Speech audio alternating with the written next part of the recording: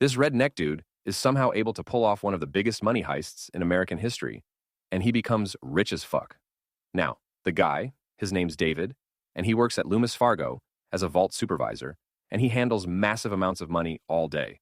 But despite that, he doesn't get paid very much. But that's about to change because one day, David meets this woman at work.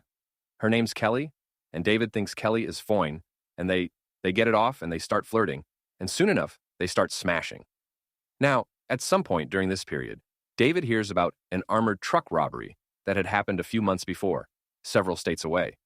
A Loomis Fargo employee had robbed Loomis for millions of dollars. At this point in the story, that robber hadn't been caught yet. I actually talked about that heist in a different video I did. Anyway, so David and Kelly, they hear about this heist, and they're like, well, that guy took millions of dollars, and he didn't get caught. Maybe we could... They also robbed Loomis Fargo and take millions of dollars and not get caught. What could possibly go wrong? Now, Kelly, she knows just the guy who could help them pull off this heist. Her friend back from high school who's a bit shady. This guy, Chambers. So the three of them put their heads together and they start planning this big Loomis Fargo heist. And there are other people on the sidelines involved in this heist too. But for now, let's just focus on these three main characters. So a few months go by and they've got it all meticulously previously planned out. And then the big night finally rolls around. It's time to pull off the heist. David, he's actually working that evening. And when his shift ends, he leaves with the other employees working. But he doesn't actually leave. Instead, he circles back and sneaks back into the building. Then he goes straight to the vault and starts taking money out of it and loading it into a Loomis van. Over an hour and a half later, he's done. He's loaded about $17 million in cash into that van. Now, David knows there are security cameras all around this building.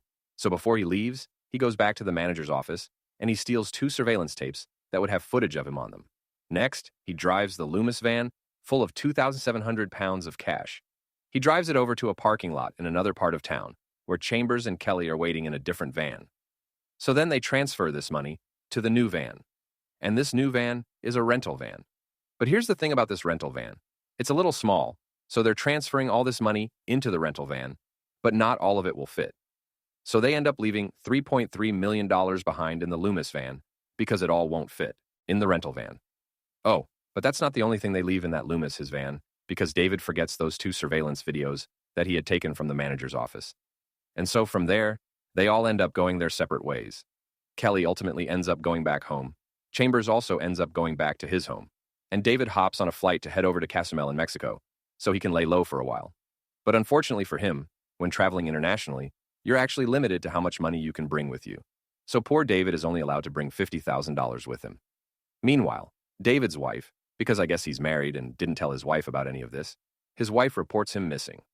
And once police find the Loomis van with the leftover $3.3 million in cash in it, they also find the security tapes he accidentally left behind.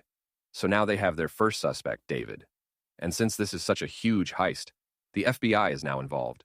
But even they have no clue where David is. And his face is broadcast all over the place as the FBI tries to find him.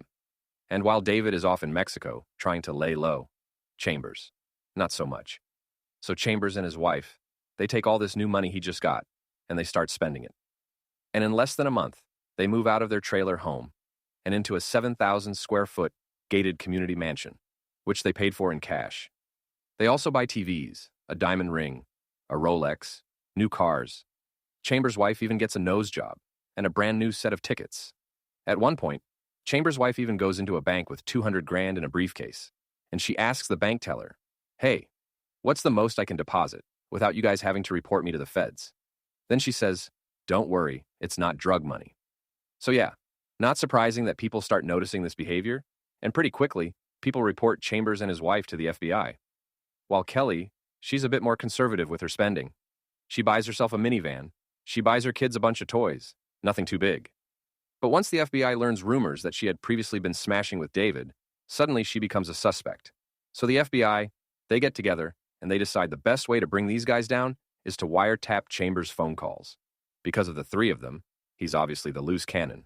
Meanwhile, during all this, David, he's still chilling in Mexico and he's keeping a low profile. But he realizes this 50 grand that he brought with him, it isn't going to last too long. So he ends up calling Chambers and he's like, "Hey, can you send me some of my share of the money so that I don't run out?" And Chambers is like, "Sure, buddy." But sending David money is not what Chambers does. Instead of sending him money, he decides to hire a hitman, and he's going to send that hitman to Mexico to unalive David. That way, Chambers gets to keep David's share of the money, and if David is unalived, he can never snitch on them. So at this point, I know you're probably thinking, Ray, how the hell did David get himself into this mess? How did an otherwise nice guy with a clean record suddenly wake up one day and decide that he's going to steal millions of dollars from his own employer? What makes someone snap like that? Well, think about it this way. He goes to work every day at Loomis, and he oversees the vault, which means he loads millions of dollars in and out of that vault.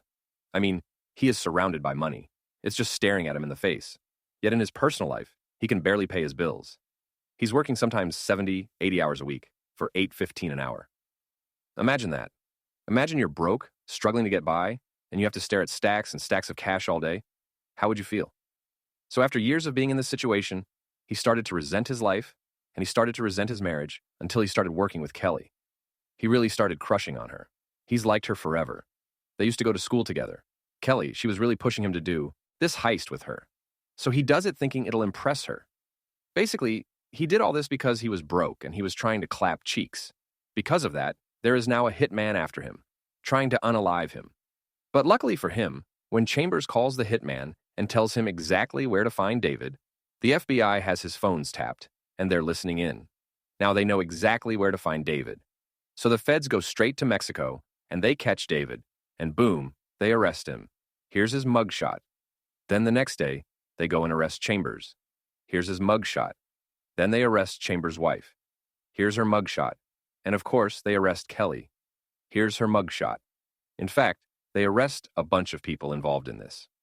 In total, about 20 people were arrested in connection with this heist. But David gets sentenced to a little over 7 years in prison, and Chambers, he's sentenced to 11 years in prison, while his wife gets 7 years in prison, and Kelly gets 6 years in prison, and they all have to pay back the money they stole. But allegedly, to this day, $2 million of that heist money is still missing. They never found it, so I guess it's still out there.